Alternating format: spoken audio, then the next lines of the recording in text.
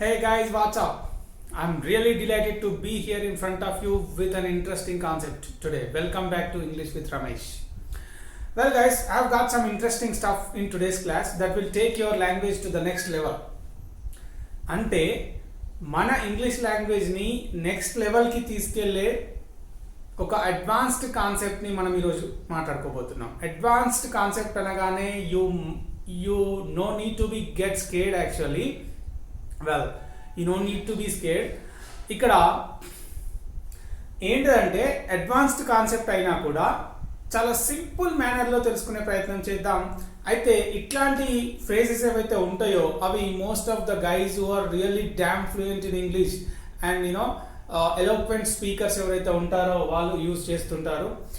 RGV, Shashi Tharoor లాంటి వాళ్ళు ఇట్లాంటి ఫ్రేజెస్ ఉపయోగిస్తుంటారు. ఎనీవే, ఒక సింపుల్ మేనర్లో మనం తెలుసుకునే ప్రయత్నం చేద్దాం. Okay, don't forget to hit the bell and click the subscribe button and tell your friends about this YouTube channel. Okay, let's dive into the topic. See, inversion ante nothing but putting the verb before the subject. అంటే మనం questions చేస్తాం చూడండి, verb కానీ helping verb కానీ తీసుకొచ్చి సబ్జెక్ట్కి పర్సన్కి ముందు పెడితే that is called inversion. Of course question making nothing but. ఇక్కడ చూస్తే యూ హ్యావ్ ఫెల్ట్ అంటే నువ్వు ఫీల్ అయ్యావు అని. Well, I have changed the place of the helping verb. ఏం చేశాను, అది తీసుకొచ్చి సబ్జెక్ట్ ముందు రాశాను. అది హ్యావ్ యూ ఫెల్ట్ అంటే క్వశ్చన్ అయిపోయింది, అంటే నువ్వు ఫీల్ అయినవా. ఇది ప్రెజెంట్ పర్ఫెక్ట్లో ఉంది. ఓకే, ఇక్కడ యూ హ్యావ్ ఫెల్ట్ అనేది sentence.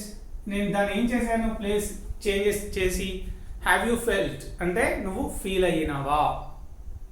Well, of course, have you felt insulted or something like, have you felt lonely అంటే ఒంటరిగా ఫీల్ అయ్యావా. అయితే వీటిని నేను ఇక్కడ హెల్పింగ్ వర్బ్ తీసుకొచ్చి సబ్జెక్ట్ అంటే పర్సన్ ముందు రాసిన, that is called inversion. Okay, అయితే దాన్ని క్వశ్చన్ మేకింగ్ అని పిలుస్తాం. బట్ కొన్ని సెంటెన్సెస్ ఎట్లా మాట్లాడతారంటే ఇప్పుడు చూద్దాం. ఇన్వర్షన్ మనం క్లియర్గా తెలుసుకునే ప్రయత్నం చేద్దాం. I have never felt so lonely అనేది sentence. I have never felt so lonely అంటే ఇంత ఒంటరిగా నేను ఎప్పుడూ ఫీల్ కాలేదు, ఇంత లోన్లీగా నేను ఎప్పుడూ కూడా ఫీల్ అవ్వలేదు అనేది సెంటెన్స్. మనకు తెలుసు ప్రెజెంట్ పర్ఫెక్ట్, మన అందరికీ ఐడియా ఉంది. ఇంగ్లీష్ తెలిసిన వాళ్ళందరూ కూడా ఇక స్ట్రైట్ లైన్లో మాట్లాడేస్తాం అఫ్ కోర్స్. కానీ when you look at some speakers, eloquent speakers of course, వాళ్ళు ఏం చేస్తారు, never have I felt so lonely. ఆ నెవర్ అనే దాన్ని ముందుకు తీసుకొచ్చేస్తారు, విచ్ ఇస్ కాల్డ్ ఇన్వర్షన్. అలా తీసుకొచ్చి ఏం చేస్తారు, అప్పుడు ఈ హ్యావ్ అయితే ఏదైతే ఉంటుందో అది ఇలా పర్సన్కి ముందు వస్తుంది. అంతే తేడా. ఎందుకు, దీని ప్లేస్మెంట్ ముందుకు వచ్చింది కాబట్టి ఇక్కడ హ్యావ్ అనేది సబ్జెక్ట్కి ముందు వస్తుంది. అంతే తేడా, అంతకుమించి ఏం లేదు. ఇప్పుడు చూడండి, మీరు ఇట్లా మాట్లాడితే ఏ విధంగా ఉంటుంది, ఇది ఇన్వర్షన్ యూజ్ చేస్తే ఎట్లా ఉంటుంది మీ లాంగ్వేజ్ అనేది. ఇట్ లుక్స్ రియలీ ప్రొఫిషియంట్ కదా. Okay, let me recap once again. I have never felt so lonely అంటే నేను ఇంత ఒంటరిగా ఎప్పుడూ ఫీల్ కాలేదు అని అర్థం. Correct. Well, I'm going to talk about the second sentence. ఏంటి అది అంటే have I never felt, sorry, never have I felt so lonely. Never have I felt so lonely అంటే ఎప్పుడు కూడా నేను ఇంత ఒంటరిగా ఫీల్ కాలేదు. Which one would you like the most?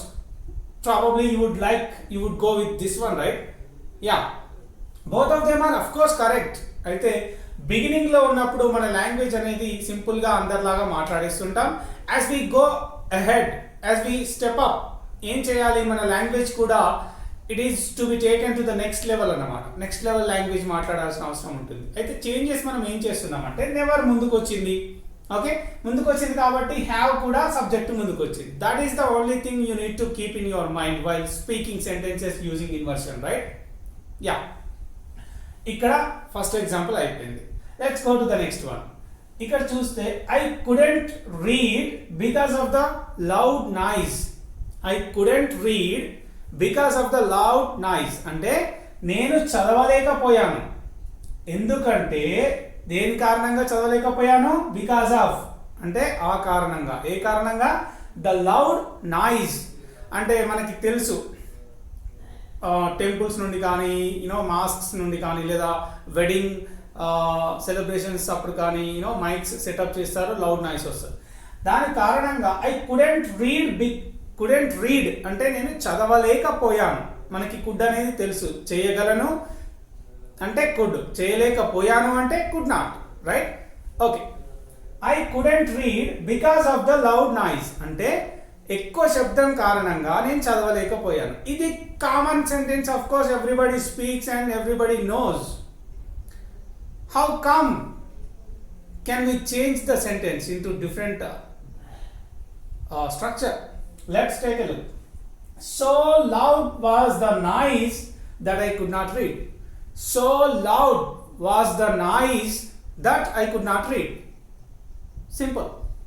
ఈ రెండు సెంటెన్సెస్ లో which one would you go with అంటే maybe you would be voting for this one, right? Yeah. So loud was the noise that I could not read. చూడండి ఎంత difference ఉందో two sentences కి మధ్యలో. First sentence వచ్చేసి I could not read because of the loud noise. It's a simple sentence of course. But when it comes to the second one, so loud was the noise that I could not read. Same, పెద్దగా శబ్దం ఉన్నందువల్ల నేను చదవలేకపోయాను. Okay, అయితే ఇక్కడ was ఎందుకు వస్తుంది అని doubt మీకు రావాలి. ఎందుకు వచ్చింది అంటే చదవలేకపోయాను అంటే గతంలో అయిపోయింది, అది చదవలేకపోయాను. అప్పుడు నాయిస్ పెద్దగా ఉండే, అందుకే చదవలేకపోయాను కదా. కాబట్టి అక్కడ నాయిస్ అనేది లౌడ్గా ఉండే, లాస్ట్ నైట్ కావచ్చు, ఎస్టర్డే కావచ్చు, ఉండేను కాబట్టి ఇక్కడ వాజ్ వస్తుంది. So loud was the noise that I could not read. Voice పెద్దగా ఉన్నందువల్ల నేను చదవలేకపోయాను. Let's jump in to the third one to get more clarity. He did not play a lot of cricket. అతను ఎక్కువగా cricket ఆడలేదు. Simple sentence, of course, everybody knows it. Yeah. What about the next one?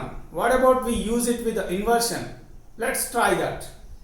Little did he play cricket. Seems fantastic, right?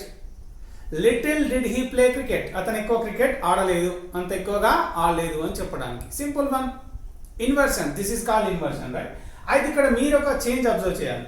He did not play a lot of cricket అనేది సింపుల్గా యూజువల్గా మాట్లాడే sentence. ఇన్వర్షన్లో ఏమైంది, ఈ did అనేది subject ముందు వస్తుంది. ఇది ఒక్కటి మాత్రం మీరు గుర్తుపెట్టుకోవాలి. ఇన్వర్షన్లో ఎప్పుడు కూడా మనం క్వశ్చన్స్ ఏ విధంగా చేస్తామో ఇంగ్లీష్లో, క్వశ్చన్ చేసినప్పుడు హెల్పింగ్ వర్బ్ కానీ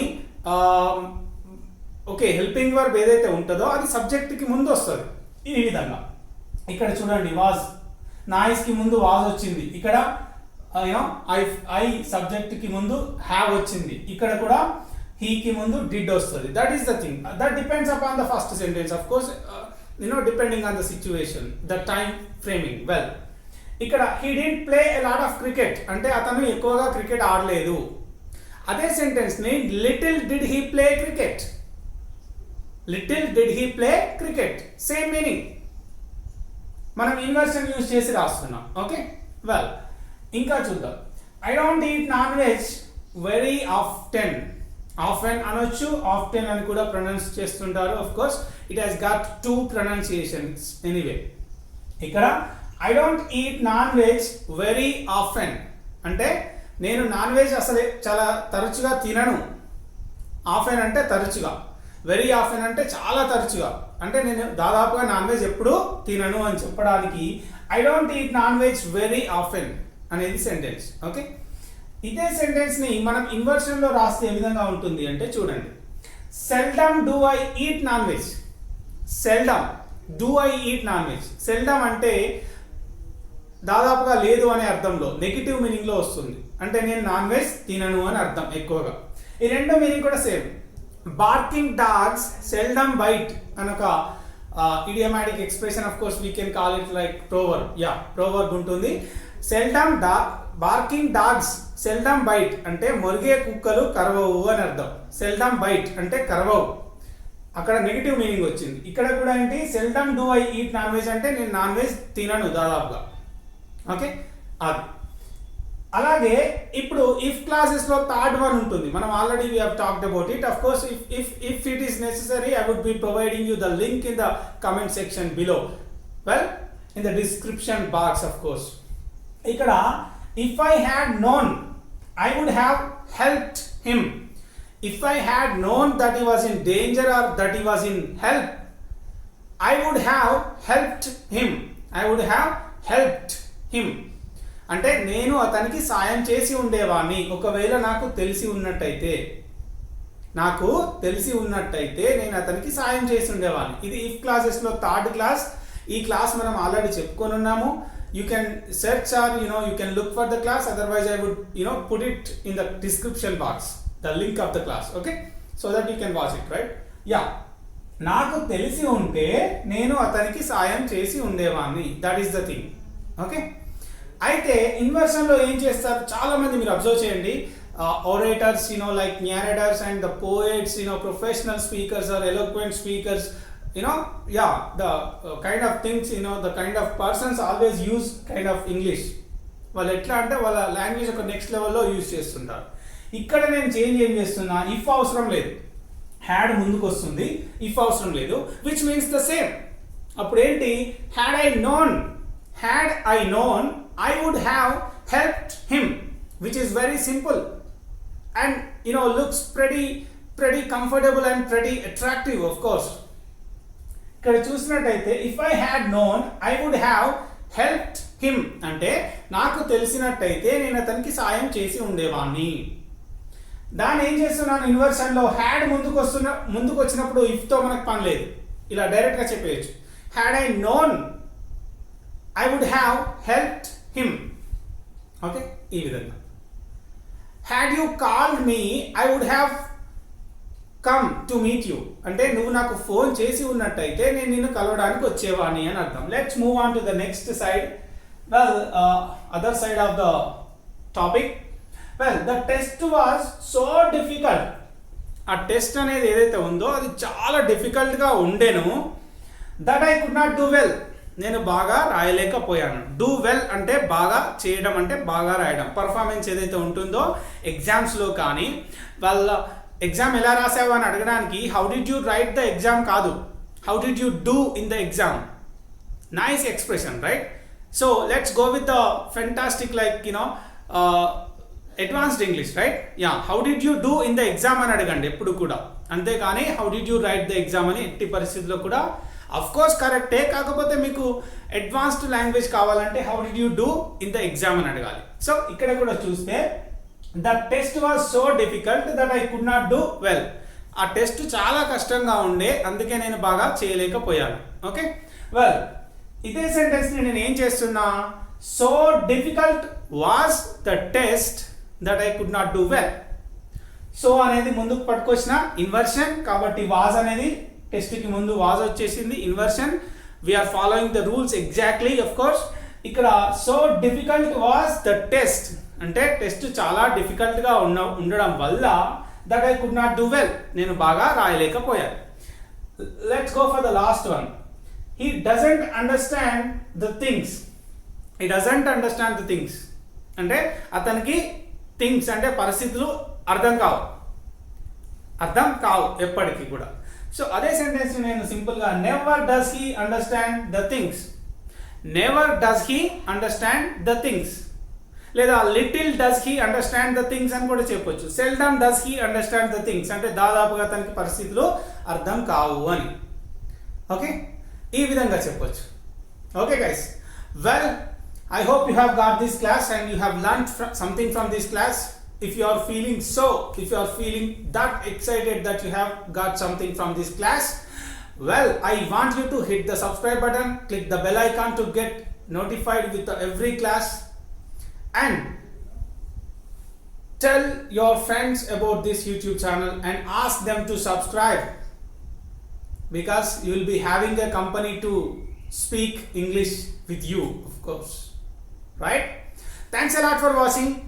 Bye for now. See you in the next class.